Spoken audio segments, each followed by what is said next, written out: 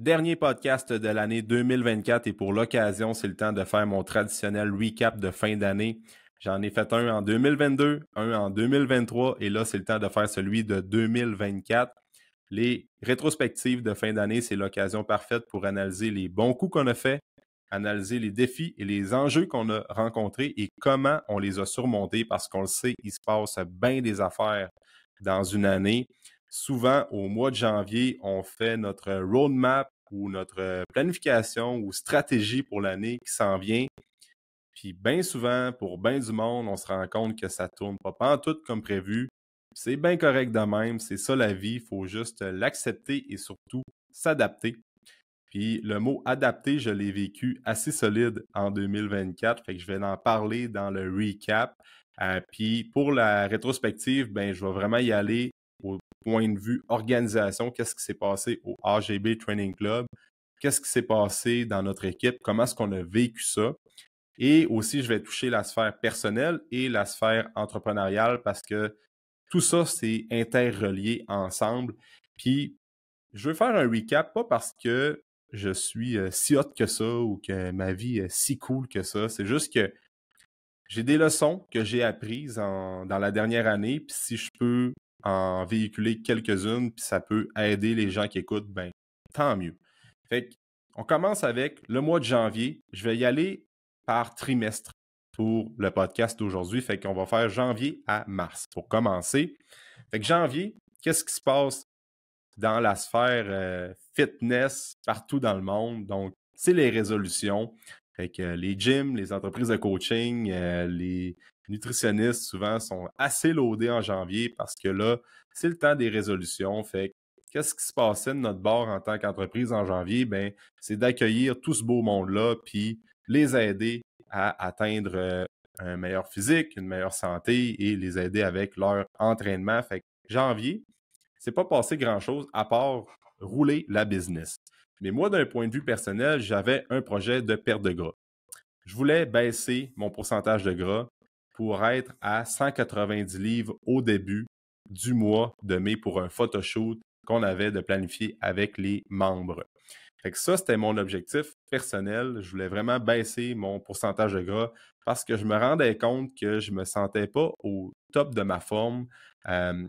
Ma shape ou ma forme physique avait comme été laissée un peu de côté. Pas que je mangeais mal ou que je m'entraînais pas, mais depuis l'ouverture du gym en 2022, puis ça a même commencé en 2021, cette histoire-là, j'avais tellement de trucs qui me préoccupaient, puis mon attention était orientée vers d'autres choses qui étaient un peu plus business, avec le stress de lancer tout ça, que je m'entraînais sans défi personnel, mais là, je pense que c'était le bon timing 2024 de me retracker comme du monde, puis vraiment avoir un défi de perte de gras. Puis il y a un élément déclencheur qui est quand même assez banal là-dedans, mais au début de l'année ou fin de l'année 2023, on a acheté un lit simple pour notre fille, pour Léo, puis c'est un lit Ikea. Puis Ikea, ben c'est super cool, mais c'est pas framé comme du bois vraiment solide, là, un lit en bois, puis que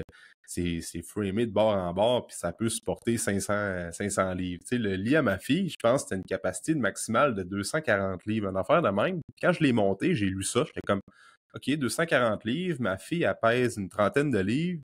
Moi, j'en pèse 220, 225 d'un fois. Fait que là, à deux, on était comme à 250, 255. Si je veux me coucher avec ma fille un peu, lui lire une histoire ou bien juste aller me coucher avec, parce que j'aime ça me coucher avec, tu sais. Fait que là, j'étais comme à deux, ça se peut que le lit pète, là. Qu'on se ramasse que là, finalement, tout défonce, puis on est tous les deux à se péter à la face en lisant une histoire le soir. Fait que ça a comme été un genre de trigger là-dedans, un élément déclencheur. Je suis comme, clairement que je pourrais baisser mon poids, puis ronfler un peu moins, puis avoir un meilleur cardio, puis être un peu plus découpé. Fait que ça, c'est comme un petit why que j'ai pas tant souvent parlé, mais ça a quand même été un élément déclencheur dans mon processus de perte de gras pour le début de l'année. Après ça, le mois de février, qu'est-ce qui s'est passé? Il y a eu la compétition à Coco en powerlifting qui était au Mofo à Jonquière. Constance qui a super bien performé pour sa première compé. Constance est vraiment forte, puis elle l'a démontré. Fait que Alex aussi qui l'a assisté dans sa préparation physique, ça s'est super bien passé. On est allé la voir. C'était quand même cool comme événement. Fait qu'il y a eu la première compé à Coco en powerlifting. Après ça, j'en ai parlé souvent sur le podcast, mais je me suis pété l'épaule au hockey. Puis j'ai écouté un matin en m'en venant au gym, j'ai écouté mon recap de fin d'année 2023. Parce qu'il faut savoir des fois que j'écoute les podcasts que j'enregistre moi-même pour voir, pour me pratiquer, puis voir comment ça ressemble mon langage, puis mon public speaking d'une certaine manière, parce que je veux améliorer cet aspect-là. Puis là, j'écoutais 2023, qu'est-ce que j'avais en tête comme objectif, puis j'avais en tête comme objectif de recommencer à jouer au hockey sur une base régulière parce que ça me faisait du bien, ça me vidait la tête, c'était mon me time, je pensais à rien d'autre que jouer au hockey. Fait que oui, j'ai commencé en janvier à jouer au hockey parce que c'était un peu, en même temps, ça fitait dans mon processus de perte de gras, mais autant que c'était un me time que ça me faisait du bien que je suis allé m'exploser l'épaule le 7 février environ. Fait que luxation acromio-claviculaire de grade 3, je me suis fait opérer le lendemain ou le surlendemain, en fait. Puis ça a mis fin à ma saison, évidemment. Fait que j'ai arrêté de jouer au hockey après peut-être une couple de semaines. Puis c'est ça qui s'est passé. Puis j'ai appris bien des affaires avec la blessure. Je pense que c'est toujours l'occasion parfaite pour apprendre des nouvelles affaires à l'entraînement, essayer des nouveaux styles d'entraînement, juste comme il y a comme un petit bout de développement personnel qu'on fait au travers de tout ça. C'est comme ça remet bien des choses en perspective. Tu sais, moi, j'étais un gars de bench, de mouvement de base, de chin-up, tout ça. J'en ai pas vraiment fait de l'année. Mais en même temps, j'ai eu quand même une super progression. Fait que j'apprends des nouvelles affaires aussi en termes de planification d'entraînement. Ça brise certaines croyances que j'avais. Puis je suis plus en mesure de comprendre les gens qui sont blessés. Parce que quand tu n'as pas vécu de blessure, tu es capable de comprendre les gens qui sont blessés parce que on a étudié le corps humain puis on comprend qu'est-ce qu'on doit faire. Mais quand on le vit, je pense que ça amène une autre perspective puis une meilleure compréhension. Fait que quand quelqu'un me parle qu'il y a une blessure à l'épaule en ce moment, je l'écoute puis je le file puis je peux vraiment me mettre dans sa tête, fait que dans sa peau. Fait que ça fait chier sur le coup, mais en même temps, je pense que c'est un défi, puis on s'adapte, puis on évolue là-dedans. Fait que l'opération, ça s'est super bien passé. J'en ai parlé beaucoup dans le podcast, là, comment est-ce que je faisais ma rehab au travers de tout ça. Fait que tu peux remonter un petit peu plus tôt dans l'année, là, février-mars, j'ai fait quelques podcasts sur ça. Après ça, ben, quelques semaines plus tard, on avait la retraite à Tremblant. Parce que Val puis moi, on se fait mentorer en affaires par l'équipe à Jacob Hamel, qui est une figure quand même très connue dans le monde du fitness au Québec. Fait que Jake, Matt, puis toute leur équipe nous aident avec juste la croissance d'entreprise, puis vraiment avoir des mentors qui sont là dans le back-end, en arrière, puis qu'on peut se référer quand on a des défis avec le management, avec la croissance, avec le marketing et tout ça. Fait que les gars nous aident beaucoup, puis chaque 3 mois, ils nous emmènent en retraite. Fait que nous amènent dans des places au Québec où on s'en va d'un hôtel, puis une salle de conférence, puis c'est l'occasion parfaite pour travailler sur l'entreprise au lieu de dans l'entreprise. Fait qu'on zoom out, puis là, on peaufine des trucs, on regarde qu'est-ce qui cloche, qu'est-ce qu'on améliore, qu'est-ce qui va bien, qu'est-ce qu'on continue de faire. Puis dans cette retraite-là, bien, on a sorti notre mission d'entreprise qui était plus claire. Parce qu'on avait peut-être un peu de clarté au niveau de notre mission d'entreprise, mais là, on a vraiment tighté ça. Puis on a décidé vraiment d'orienter notre mission en lien avec les parents. Fait que notre but, c'est d'aider les parents à perdre du gras, gagner de la masse musculaire ou être en meilleure shape, tout simplement, afin d'élever une future génération en santé. Parce que depuis que on a un enfant, ben nous autres, ça nous touche vraiment beaucoup. Puis quand on va aider un parent, bien souvent, on va aider l'autre personne avec qui le parent va vivre sa vie, soit son chum, sa blonde. Puis les enfants aussi, parce que si les parents mangent mieux, les enfants vont manger mieux par la bande. Souvent, on voit des parents qui viennent au gym avec leurs kids, fait qu'on va comme imprégner cette culture-là. Fait à la place d'aider une personne, ben on a le potentiel d'aider 2, 3, 4 personnes, puis d'avoir plus d'impact sur notre communauté, puis plus d'impact sur les Québécois, Québécoises, parce que je pense que notre future génération a grandement besoin de parents en bonne santé physique et mentale. Puis c'est nous autres, les parents, fait qu'on veut aider les parents, on comprend plus la réalité, c'est quoi les enjeux, puis avoir des outils adaptés envers cette clientèle-là qu'on adore aider aussi. Fait que je trouve ça le fun d'aider les gens qui sont plus occupés, qui ont des réalités de parents, ben, qui ont un horaire très chargé, parce que je trouve que c'est souvent, on va dire que les athlètes, c'est compliqué avec la planification d'entraînement, la périodisation, tout ça. Mais c'est juste une autre logistique, puis c'est autant du cassage de tête avec les gens qui sont occupés et qui sont parents, parce qu'il y a autant de défis, puis ça fait que c'est autant challengeant quand tu es kinésiologue, dans le sens que tu sors tes coachs, c'est comme je vais travailler avec des joueurs de hockey, puis je vais faire de la préparation, puis ça va être compliqué, puis ça va être le fun, mais c'est ça aussi avec nous, monsieur, madame, tout le monde, qu'on a d'autres enjeux, fait que c'est quand même toujours des beaux défis, fait que bref, février, c'est ça qui s'est passé. Puis après ça, au mois de mars, ben, Émilie, qui est notre adjointe administrative, qui répond à nos emails, qui envoie les factures, qui répond au téléphone, qui fait bien des affaires que Val puis moi, on n'a pas le temps de faire, ben, est arrivée dans l'équipe. Puis depuis ce temps-là, ben, on a vraiment besoin d'Émilie, parce que souvent, Val puis moi, on a des meetings ensemble, on a des projets qu'on veut mettre en place, puis là, on est comme... on est craqué, puis il y a plein d'affaires, sauf que là, Émilie est entre nos deux, puis elle dit « OK, ben donnez-moi telle tâche à faire, puis je vais l'exécuter, je vais vous enlever ça de votre tête. » Fait que côté charge mentale et tout ça, ben, Amy, une chance qu'elle est là. Fait que c'est passé ça dans le premier trimestre. C'est pas passé, à part l'opération projet de perte de gras, c'est pas passé de quoi de tant impressionnant que ça. Okay? Fait que c'était juste, on roule les affaires, puis je me pète l'épaule. Fait que... puis, OK. Plus tard, rendu au mois de septembre, il y a de quoi qui s'est quand même passé important dans notre vie, puis autant dans l'entreprise également. Mais le lendemain de mon opération à l'épaule, j'avais un appel avec la BDC, avec une représentante de la BDC pour parler projet et investissement, si je peux dire. Puis je me rappelle que le lendemain de mon opération, j'étais un Zoom call en train de parler de finances, de projection, puis tout ça. Puis Val est arrivée dans la maison, puis elle était comme « Qu'est-ce que tu fais là, toi? » Fait que, tu sais, une affaire que j'apprends là-dedans, c'est même quand on est blessé, puis qu'on vient de vivre de quoi, quand tu as des projets que tu veux mettre en place, puis que tu as vraiment une vision dans ta tête, tu vas trouver l'énergie pour faire des affaires que tu n'aurais peut-être pas l'énergie à faire si tu n'avais pas autant le feu à l'intérieur de toi. Fait que, bref, ça m'est comme flashant en même temps. C'est pas trop important, mais en même temps quand même, parce que il y a un processus important qui s'est passé le lendemain de mon opération. C'est comme première rencontre avec la BDC qui allait être un partenaire financier pour un projet qui est venu à terme au mois de septembre. Fait qu'après ça, le mois d'avril, mai et juin, qu'est-ce qui s'est passé dans Q2 de 2024? Fait que le trimestre numéro 2.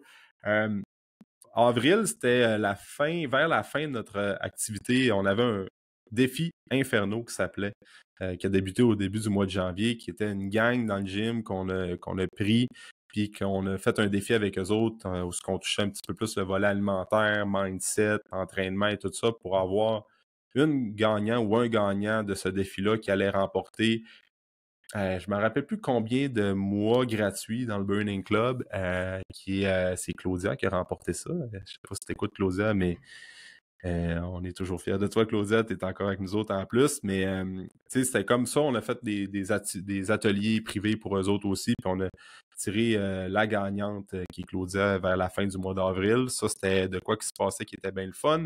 Après ça, le volet plus bodybuilding. Alex a compétitionné Coupe Prestige, tout ramassé à l'overall. Puis après ça, à Push Natural, peut-être une semaine après, à Montréal, Alex est allé terminer premier dans sa catégorie, puis après ça, il s'est rendu à l'overall, où il n'a pas remporté, mais Alex avait un solide physique cette année, encore plus que l'année passée, puis il a super bien performé, fait que volet plus bodybuilding, c'était cool. Il y a eu David aussi, qui était un de nos membres qu'on a accompagné à Coupe Prestige, qui a gagné sa classe lourd également, fait que ça, c'était avril, mais c'est tout le temps période bodybuilding là, chez AGB Training Club. Fait que c'était ça avec Alex. Puis après ça, au mois de mai, il y avait le photoshoot. Fait que peut-être une semaine ou deux après la compé d'Alex, on avait un photoshoot au gym justement pour qu'Alex prenne des photos, puis après ça, moi, que je prenne mes photos de progression aussi, parce que on se rappelle, au mois de janvier, j'avais un projet de perte de gras que je voulais mettre à terme. Puis mon but, c'était de se rendre à 190 livres. Puis le 2 ou 3 mai, si je me trompe pas, je suis arrivé à 189,9 sur la balance le matin. Fait que j'avais eu mon objectif de perdre une trentaine de livres. Fait qu'on a pris des photos dans le gym avec des membres qui avaient eu des belles progressions aussi, avec David, justement, puis Alex qui avait compétitionné. Puis il y avait Arnaud qui est notre photographe officiel qui vient tout le temps prendre des shots pour nous autres. Il était là puis il a pris des super belles photos. Fait que mois de mai, c'était photoshoot. Puis après ça, il y a le mois de mai aussi, la course à pied qui est entrée dans ma vie. Parce que j'ai commencé à courir à peu près fin avril, là, quand la neige commençait à fondre, dans un objectif de m'aider à perdre du gras. Fait que mon but avec la course, c'était d'augmenter ma dépense énergétique pour amener une perte de gras le jour du photoshoot. Mais après le photoshoot, je me suis rendu compte que j'ai continué à courir quand même. Fait que là, sûrement que je me suis dit, crime, si je continue à courir, mon poids il est atteint, probablement que j'aime ça, right? Fait que j'ai continué à courir au mois de mai. On a fait une course, le 10 de cœur, Val puis moi, la semaine après le photoshoot. Puis j'ai continué à courir tout le reste de l'été. C'est là que j'ai redécouvert la course puis que j'ai brisé les croyances limitantes que j'avais avec la course à pied parce que je m'étais tout le temps dit que je n'étais pas un coureur, j'avais pas une shape de coureur, puis c'était pas fait pour moi, puis que c'était dangereux pas dangereux, mais ça causait des blessures aux genoux, puis aux chevilles, puis que c'était pas naturel comme mouvement, blablabla. Tu sais, l'affaire, c'est juste que quand je commençais à courir, la fois que j'ai recommencé à courir, c'était dans la pandémie, de 0 km de course par semaine dans les 10 dernières années à 15 km de course en dedans d'une semaine. C'est sûr qu'après 3 semaines, j'avais des périostites, puis j'avais mal, puis j'ai arrêté parce que c'était comme la course n'est pas faite pour moi. Mais là, cette fois-là, j'ai fait ça vraiment de façon progressive, de façon intelligente aussi. Puis tranquillement, j'ai découvert la course, puis c'est quoi qui est encore dans ma vie aujourd'hui, même si je cours un petit peu moins rendu au mois de décembre, là, mais j'ai quand même l'intention de recommencer l'année prochaine.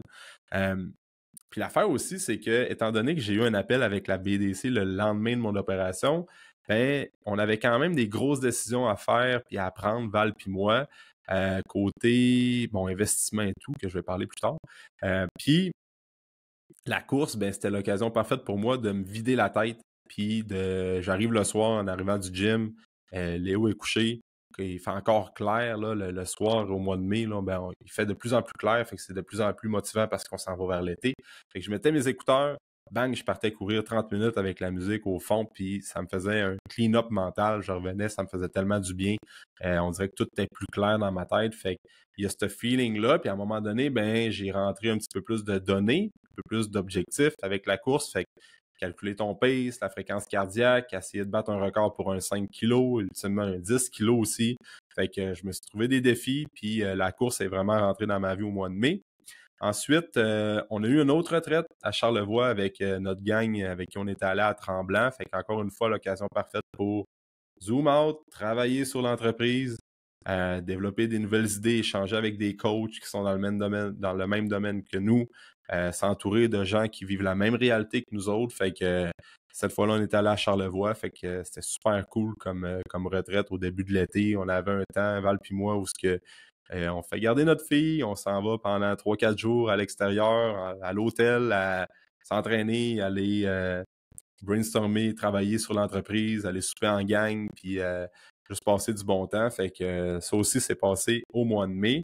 Puis au mois de mai, c'est là qu'on a pivoté aussi plus, où ce qu'on a enlevé des trucs qu'on avait au niveau de l'entreprise. On faisait des cartes de cours avant dans le Burning Club. On a décidé d'être encore plus en ligne avec notre vision, notre mission, d'avoir une autre offre de service qui incluait du coaching, puis qu'on allait avoir plus de touch points avec les membres. Fait que d'un point de vue entrepreneur, d'un point de vue entreprise, comment est-ce qu'on l'a vécu? C'est qu'à un moment donné, on n'a pas le choix de prendre des décisions puis d'aller à gauche ou à droite. Fait qu'on peut pas rester dans le milieu. Est-ce qu'on va à gauche? Est-ce qu'on va à droite? Puis se poser la question éternellement parce qu'à un moment donné, l'inaction, c'est comme une décision en soi. Fait que tu acceptes de rien faire. Fait que souvent, c'est là que tu régresses. Fait que souvent, quand on fait des décisions de même en tant que, si je regarde d'un point de vue business entrepreneur, on n'a pas le choix de prendre un bord qui va déplaire à des gens. Puis c'est ça qui est challengeant, tu sais, parce qu'autant que personnellement, on est comme, on care pour le monde, puis je le dis souvent, tu sais, ça serait juste de moi, le monde s'entraînerait gratuitement au gym, tu sais, dans le sens que si on serait pas dans un monde capitaliste où ce qu'il te faut de l'argent pour vivre, puis réaliser tes rêves, puis tout, ben, c'est le monde. Moi, j'aurais ouvert un gym, le monde s'entraînerait gratuitement, puis je serais bien content, il y aurait le plus de monde possible dans le gym, mais tu sais, à un moment donné, c'est pas ça la réalité.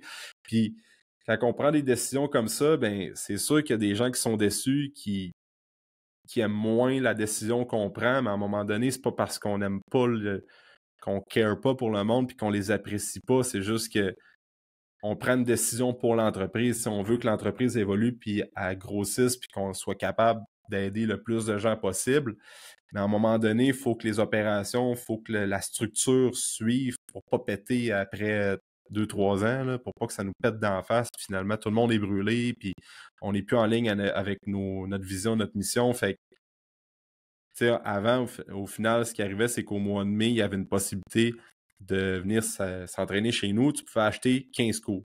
Fait que tu achètes 15 cours, tu veux faire ton Burning Club 15 cours, tu as 15 semaines pour les prendre, tu n'as pas trop d'obligations, tu peux t'entraîner une fois par semaine si tu veux. Sauf que là, on a enlevé les quarts de cours, c'était plus possible d'avoir des quarts de cours et seulement l'abonnement est limité, mais c'est comme juste un prix fixe pour le mois.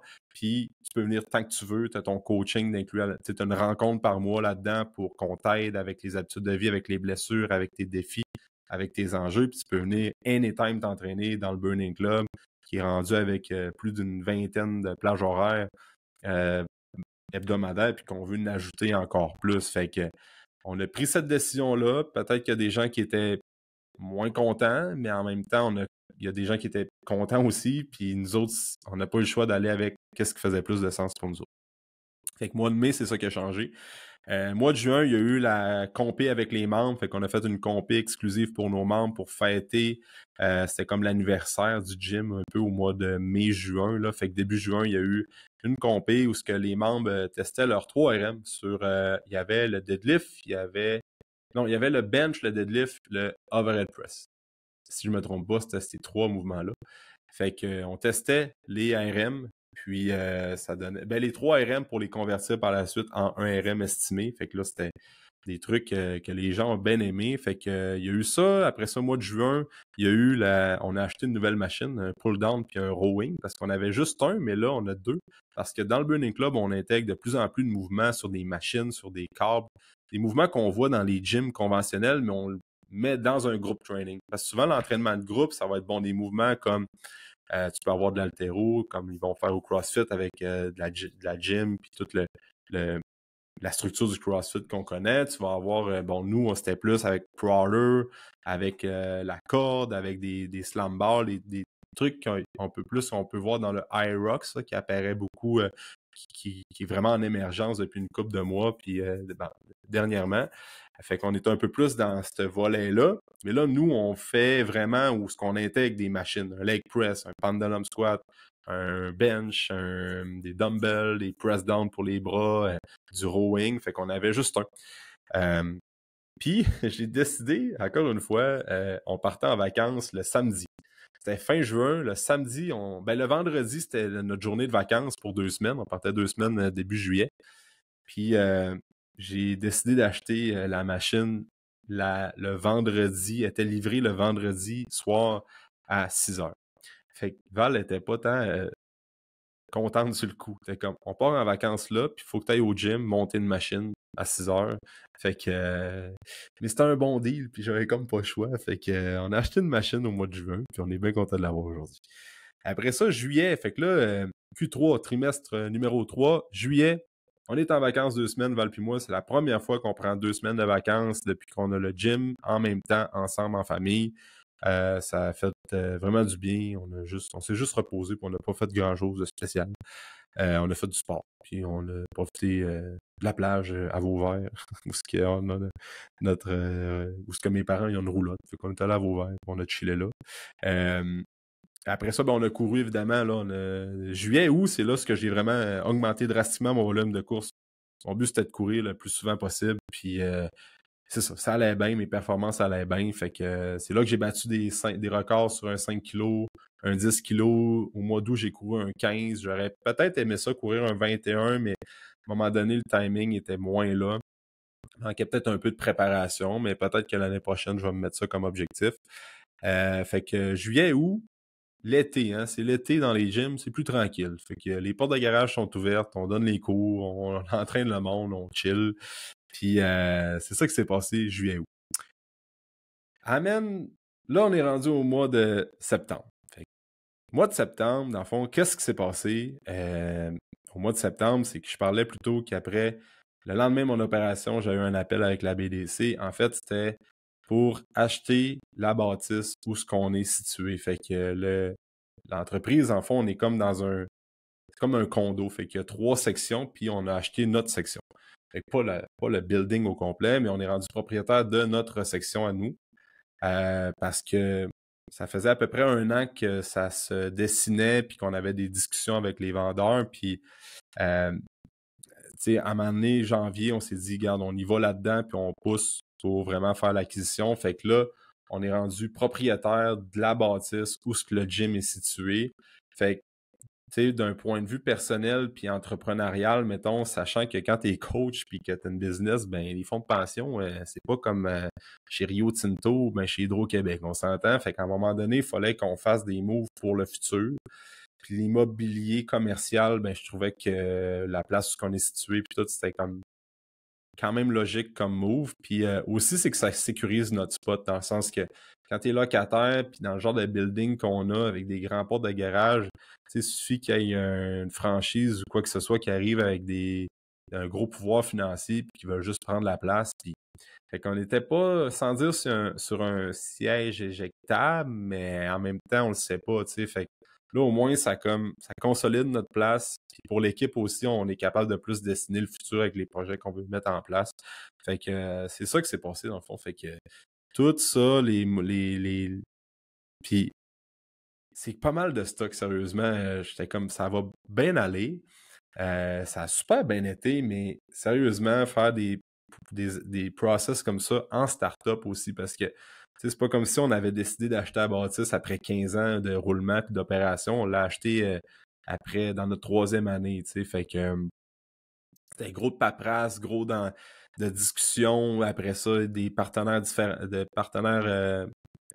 euh, des partenaires financiers différents, de jumeler tout ça. Après ça, le timing, les discussions avec les vendeurs. Tu sais, il y avait gros d'affaires, puis on apprenait là-dedans parce qu'on n'a jamais fait de transaction de même. Puis c'était plein de nouveautés, plein d'affaires qu'on a appris, puis c'était quand même assez... c'est ça, c'est une grosse charge mentale, mais là, le 3 septembre, si je me trompe pas, ça s'est signé au notaire. Fait que tout ça, là, toute cette paperasse-là, toute cette charge mentale-là, ce stress-là, il y a comme ça s'est consolidé au mois de septembre où ce qu'on a signé l'achat, puis c'était comme c'était OK, on peut passer à d'autres choses, puis on peut juste pogner le beat de payer nos bills, puis voir comment ça se passe en tant que propriétaire de bâtisse, puis de gym en même temps. Fait que c'est ça qui s'est passé, en fait. Je pourrais en parler longtemps, mais comme il y a eu bien des étapes, puis il y a eu bien des affaires, des remises en question, des négociations, de la communication qui n'était pas là. Fait que là, comme on a appris là-dedans pas mal. Fait que c'est ça qui s'est passé septembre. Puis après ça, mois de septembre, ben, il y a Sébastien, qui est notre coach, qui nous donne un coup de main avec le Burning Club, avec certains, il remonte nos dumbbells, puis il fait un peu de réparation en même temps, parce que c'est un gars bien manuel. Fait que Sébastien est arrivé dans l'équipe au mois de septembre, en même temps que Alex a eu sa myélite le lendemain de la fête à ma fille, là, si je me trompe pas, c'était vers le 21-22 septembre. Fait qu'Alex est tombé au combat.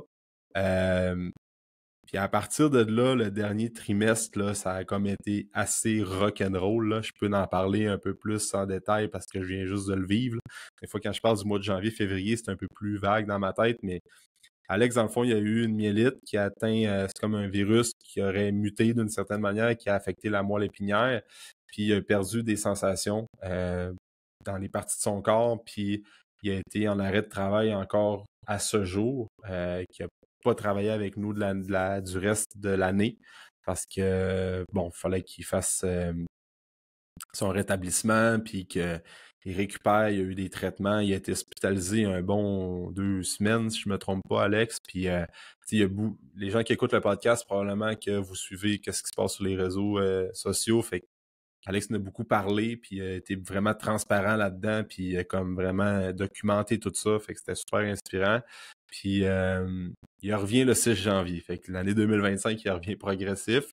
Mais ça a remis bien des affaires en perspective. Puis, je me rappelle, là, comme au début, quand il n'était pas fixé sur le diagnostic, là, toute l'équipe, on était comme... c'était pas tant cool, mettons, là. Puis, j'imagine pas pour lui, là, c'est sûr que lui, il vivait vraiment, puis il était comme... C'est lui qui parlait au médecin, c'est lui qui vivait tout ça, mais comme nous autres, quand on...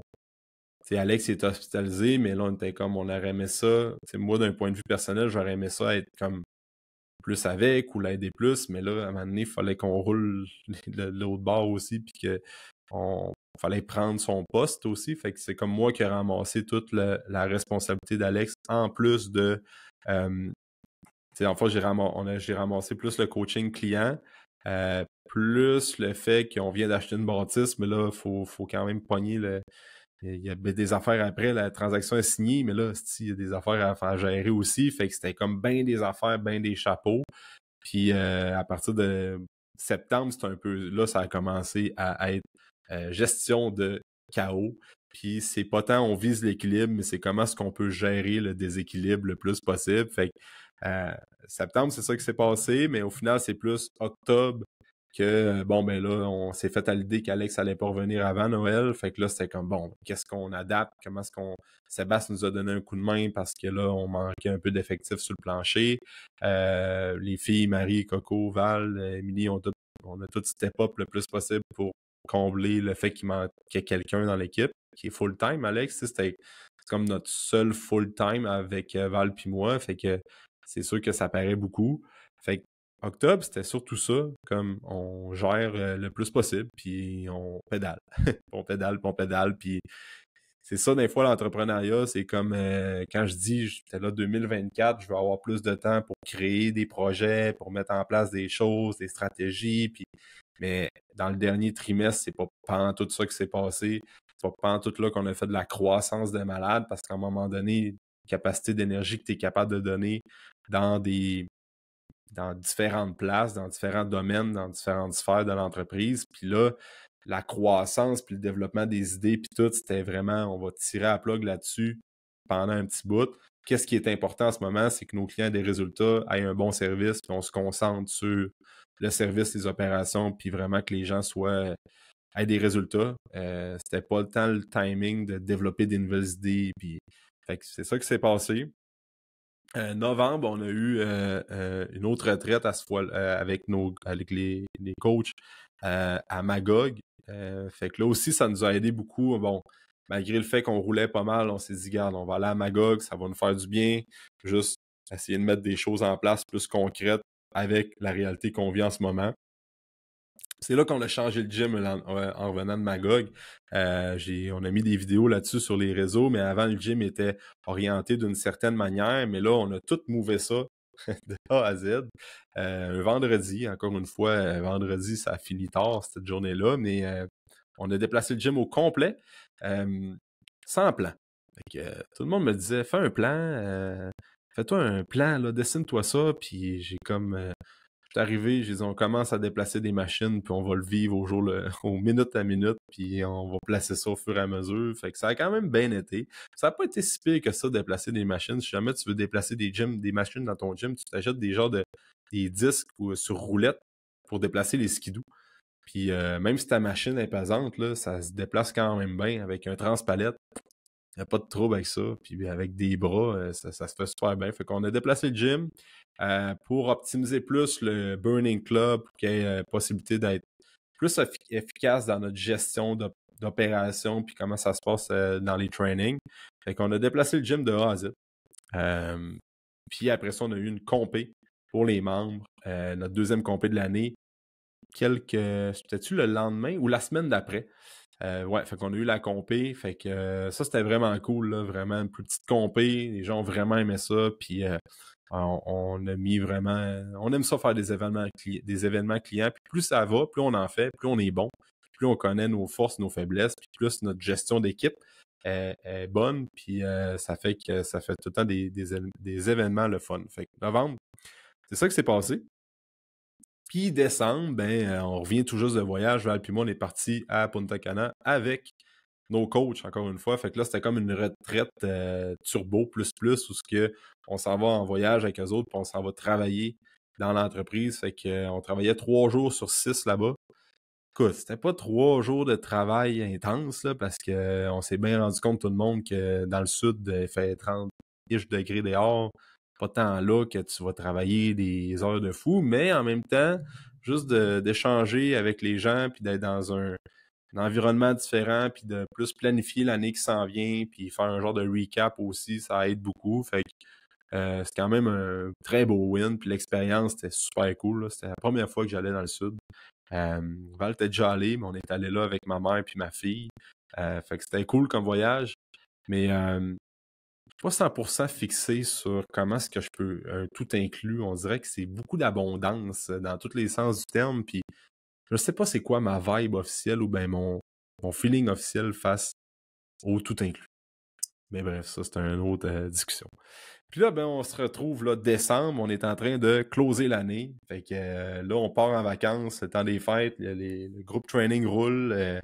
Ça roule, le gym est ouvert pour nos membres en suivi, mais c'est le temps de tirer à la plug 2 semaines off pour revenir solide en 2025, puis peut-être faire un autre roadmap, une autre planification qui va peut-être foutre le camp en 2025, mais en même temps, c'est une question d'adaptation, puis de qu'est-ce qu'on est capable est-ce qu'on est capable de se remettre on track puis de toujours s'adapter. Fait que, tu sais, parfois, on vise l'équilibre. Je pense que des fois, il y a bien des gens qui on attend le moment où on va avoir l'équilibre dans toutes les sphères de ta vie, de notre vie. Mais je pense que des fois, c'est les gens qui sont d'un certain équilibre, c'est juste qu'ils sont vraiment bons à gérer le déséquilibre. Des fois, c'est juste une façon différente de le voir. C'est comment est-ce qu'on est bon à s'adapter puis toujours à être de rester calme même quand ça va pas si bien. Tu sais, des fois, à la place de viser l'équilibre, je pense que ça serait plus de gérer le déséquilibre. Fait que, fait que ça ressemble à ça, long story short, là, de ce qui s'est passé en 2024. J'ai l'impression d'avoir compté ma vie, mais c'est ça, c'est juste ça qui s'est passé. Fait que les leçons, là, c'est ça. On vise gérer le déséquilibre plutôt que viser l'équilibre. Une autre leçon que j'apprends, c'est la communication. La communication, autant que ça peut être la racine des problèmes, que c'est la racine des problèmes que le manque de communication, c'est la racine de problèmes, mais la bonne communication va régler ces mêmes problèmes-là. Ensuite de ça, je pense aussi que peu importe qu'est-ce qu'on fait dans la vie, c'est jamais baisser ses standards. Quand on a des standards qui sont importants pour nous, mais il ne faut jamais les baisser. Puis de mettre clair c'est quoi nos attentes. Tout le temps comme on a des attentes, voici tes attentes. Encore une fois, c'est applicable dans n'importe quelle sphère dans notre vie, mais de mettre plus de clarté là-dessus, puis de véhiculer mais mettre plus de clarté aussi au niveau de notre communication. C'est des leçons que j'apprends beaucoup.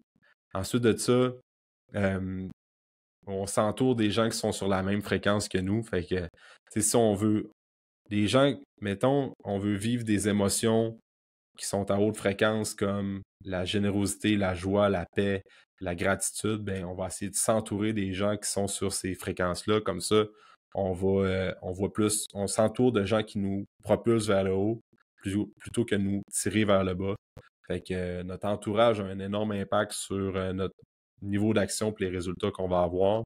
Puis les croyances limitantes, des fois, c'est juste comme à quel point qu'on a des croyances limitantes qui sont parfois c'est des schémas de pensée qu'on a depuis qu'on est tout jeune. Ça a été enseigné par nos parents, par des profs, par nos amis, par des membres de notre famille, mais souvent, c'est comme des croyances qu'on a, puis qu'on ne sait même pas pourquoi qu'on a des croyances limitantes comme ça.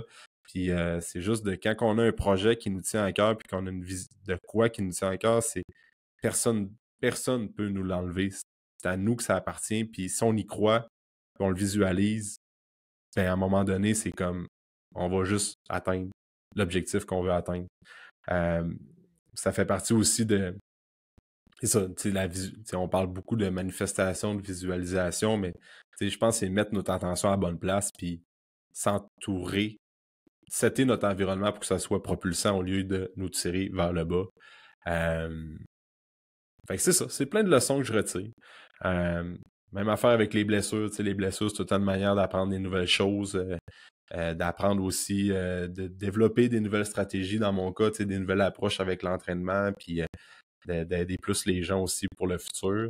Puis aussi, une leçon que j'apprends, c'est que la job de coach, c'est une des plus belles jobs au monde, malgré le fait que j'ai coaché dernièrement, puis j'étais un peu toasté parce que il y avait pas mal d'affaires qui se passaient dans le back-end, là, mais d'aider les gens, puis d'être dans la relation d'aide, puis d'aider les gens avec leur santé, je pense que c'est une des plus belles payes qu'on peut avoir quand on voit. Si j'en ai des frissons encore là, quand j'en parle, mais nous autres, on prend des avant-après, là, des photos de départ, des photos à la fin du process. Puis la face que les gens ont quand ils voient le après, moi, ça me donne des goosebumps, là, ça me donne de la chair de poule tout le temps parce que tu le vois qu'ils sont comme oh shit, ils sont fiers d'eux autres, puis ils en reviennent des fois même pas à quel point ils ont évolué. Euh, Ça, c'est la plus belle paye qu'on peut avoir. Puis la gratitude qu'on a, qu'eux autres sont contents d'avoir ça, sont contents de l'afficher sur les réseaux, parce qu'on leur demande toujours l'autorisation, bien sûr. Mais ça, c'est d'améliorer la vie d'une personne, puis d'être. Ben, c'est eux qui font la job, en fait, c'est les gens qui font la job, mais tu sais, juste d'avoir pu semer des graines puis les aider au travers de ça, je pense que c'est extrêmement gratifiant. Puis la santé, puis les bonnes habitudes de vie, c'est bien une chose qu'on peut pas acheter, c'est bien ça. Il n'y a pas de recette miracle, il n'y a pas de raccourci, à part de la résilience, d'être patient, de mettre les efforts, de toujours se relever, d'accepter que la souffrance qu'on va vivre au gym quand ça brûle dans un leg day ou quand ça brûle dans un entraînement cardio, qu'on a le souffle-court, ben c'est de la souffrance qu'on va éviter dans toutes les autres sphères de notre vie à court, moyen, long terme. Autant psychologique, qu'on n'est pas bien dans son corps puis qu'on sent on peut pas suivre nos enfants quand on joue dehors, ben quand on fait des activités avec eux autres, ou physique, qu'on a des douleurs articulaires parce qu'on bouge pas assez. Fait que l'entraînement, la santé, plus ça va, plus je pense que c'est comme un non négociable, puis il n'y a personne d'autre qui va le faire à notre place. Fait qu'il faut prendre responsabilité de ses actions, parce que l'enseigner les saines habitudes de vie puis l'appliquer sur nous, là, il n'y a personne d'autre qui va le faire à notre place. Fait que c'est pour ça qu'il faut prendre action, puis se responsabiliser surtout. Puis d'arrêter de penser que le gouvernement ou les autres vont le faire à notre place, ou une pilule va tout changer, ou une injection va tout changer. Je pense que c'est juste pas. C'est irréaliste de penser ça. Fait que bref, merci pour les écoutes sur le podcast. En 2025, je vais pogner le 200, l'épisode numéro 200. Fait que ça, c'est quand même une étape que j'ai hâte de fracasser, 200 épisodes de podcast. Fait que merci à tout le monde qui écoute le podcast chaque semaine. Merci pour les avis sur Spotify, sur Apple, sur YouTube, là, les commentaires qu'il y a sur YouTube, les partages. Merci d'écouter le podcast chaque semaine.